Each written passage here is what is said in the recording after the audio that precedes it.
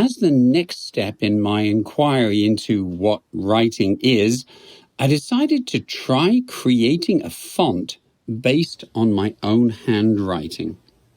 I knew from the start I was going to use one of my Elegant Writer calligraphy style pens and experimented with the 2mm and 3mm tips. The 2mm was fine, but the 3mm was lush. It said, "This is the writing of someone who loves letters." I dug out some graph paper and decided to practice. Immediately I froze. The letters would have to be pretty much the same size. Would that be 4 squares by 4 or 4 across by 6 in height to account for the ascenders and descenders? Would I need to make sure every letter was proportionate? Would the D need to be twice as tall as the A? Would I have to execute each letter painstakingly, or could I write, well, the way I write, with gusto, with panache, with élan? Some letters, it rapidly became clear, were born to run. The minims of my M's and N's dashed across the page. Not identical, but clearly expressions of the same form, with an economy of movement. Others were a disaster. The very letter forms apparently demanded they keep stopping. My G's looked like a herd of cows shoving each other into the milking shed.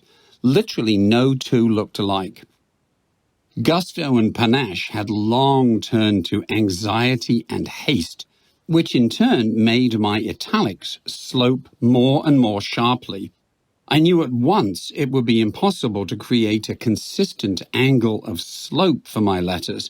The F's and T's were like sticks falling from a bundle.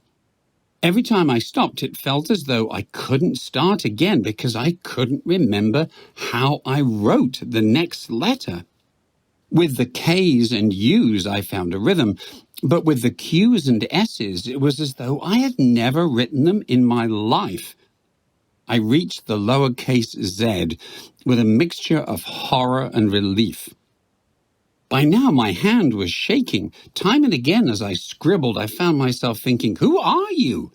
What have you been doing for the past 70 years that you still don't know what kind of an S you write? The capitals felt grander, much more like a headline or display font. More time to give them shape, actually more right to give them shape. They were not just minims, they were maxims. But that itself became a problem. The more I leaned into the letter, the less likely it was to fit the box. This is where typing, printing, and digital writing give us an out, an alibi. They not only eliminate the mistakes, they avoid the terror of freedom, of self-disclosure, like using voicemail to screen calls, like texting instead of phoning. They're ways of using communications technology to avoid showing up in person. I'm not going to make the font. The digital skills may be beyond my patience, but it's more that I can't imagine the final product. Even if I come up with 26 lowercase and 26 uppercase letters I like, it won't be my writing. It'll be exactly how I never write by hand. Consistent, attractive, measured, assured. It will be as though someone else has pirated the name Tim Brooks and made a writing android to turn out text in my name. Far worse than ChatGPT. Still, in all of this, I wrote a K for the ages. But that just made me want to carve it, not digitize it.